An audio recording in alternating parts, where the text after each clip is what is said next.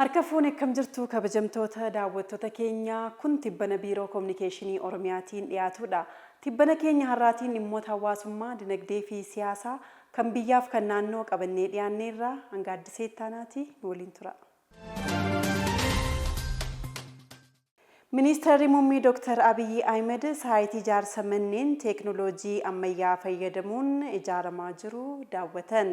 Ministeerri Muummee Dr. Abiy Ahmed ergaa miidiyaa hawaasummaa isaaniin dabarsaniin walgahii mana maree ministeerota booda saayitii ijaarsa manneen teekinooloojii ammayyaa fi saffisaan ijaaramaa jiru daawwachuu ibsaniiru. Saayitii kanatti tooftaalee ijaarsa ammayyaa 3 qindoomnaan hojiirra oolchuu kaasanii isaanis 3D printingi ijaarsa sibiila arbaa qophii duraa fi manneen jireenyaa konteeneroota jechuun ibsaniiru.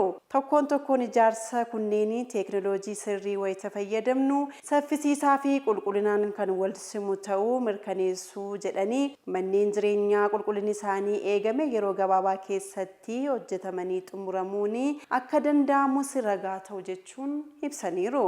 Kalaqni guddaan kun kutaa biyyattii kamittiyyuu haala salphaan hojiirra oolchuu fi babal'ifamuu danda'u waan ta'eef sagantaa misooma manneen biyya keenya sadarkaa olaanaatti jijjiiruuf humna qabna jechuun dubbataniiru.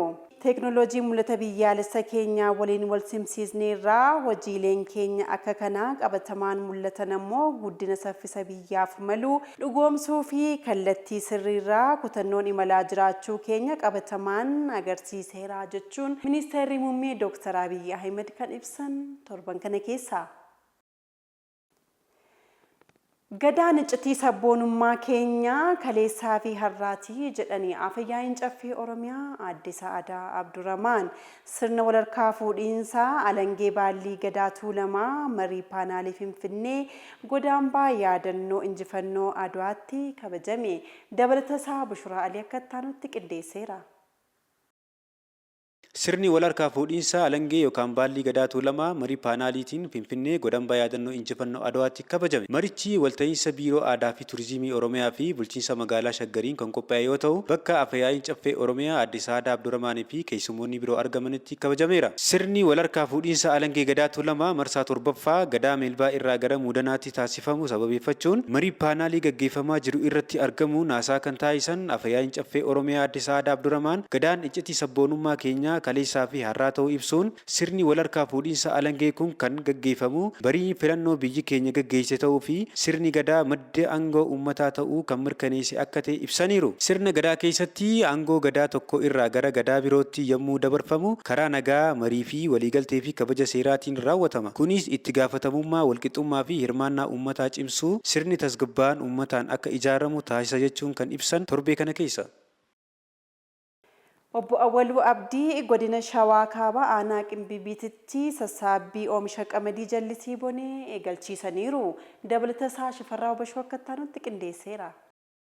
Obbo Awwaluu Abdiin godina Shawaa Kaabaa aanaa Qimbibiititti sassaabbii oomisha qamadii jallisii bonee eegalchiisaniiru. Mootummaan naannoo Oromiyaa inisheetiivii misooma qamadii jallisii boneetiin birmadummaa biyyaa guutuu taasisuuf wabii midhaan nyaataa mirkaneessuun oomishaa fi oomishtummaatti humna horuuf hojjechaa jiraachuu ibsaniiru. Makaanaayzeeshiniitti fayyadamuun tiraakteraan qotuu fi kombaayineraan sassaabuun fayyadamummaa lammiilee mirkaneessuu bira darbee dinagdee biyyattii cimsaa jira jechuun dubbataniiru. Hojiin misooma qamadii jallisii bonee oomisha alaa galuu bakka buusuu fi carraa hojii uumaa jiraachuu ibsaniiru. Naannichatti badhaadhina maatii fi biyyaa mirkaneessuuf xiqqeen hojjetamaa jiraachuu eeruun misooma baadiyyaa bu'uurarraa cimsuuf walitti hidhaminsa kilaasteraa babal'isuun galtee misooma qonnaa cimsuu fi itti fayyadama teekinooloojii dabaluun oomishni qulqullina qabu argamaa jiraachuu obbo Awwaluun dubbataniiru. Godinni Shawaa Kaabaa fakkeenya badhaadhinaa ta'aa dhufuu eeranii godinichatti tiraakteraan qotuu fi kombaayineraan sassaabuun aadeffatamaa dhufuu ibsaniiru. Godinichatti qamadiin jallisii bonee lafa hektaara 200,000 fi 50,000 ol irratti misooma jiraachuu fi kanarraas callaan kuntaalli miiliyoona 9 fi 100,200 ol akka eegamu obbo Awwaluun kan ibsan torban kana keessa. Naannoo Oromiyaatti qormaanni sadarkaa naannoo kutaa jaaffaa waxabajjii 8 kennamuu kan eegalu ta'uu biiroon barnoota Oromiyaa beeksise. Dabalatasaa Biraanuu Tarrafaa akka ittaanutti qindeesseera.